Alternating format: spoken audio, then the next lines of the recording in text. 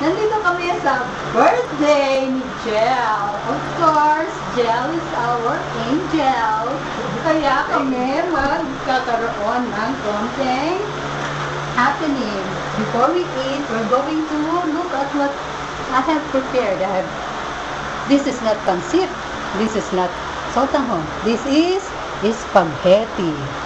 And this is lemon pepper check chicken. This is pork loin, roast pork loin. And this is potato salad. Okay? Before we eat, syempre we will pray. Let us bow our heads and feel the presence of the Lord. Lord God, thank you for this day. Our baby is no longer a baby. She is now a lady, but not yet an adult. Thank you for giving us Jel. And may she have many, many more fruitful birthdays ahead of her.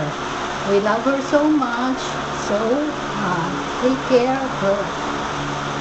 Bless us, O Lord, and these are gifts which we are about to receive from thy bounty to Christ our Lord in the Father, Son, and Holy Spirit. That's it. Oh, place your hand on top of the food, everybody.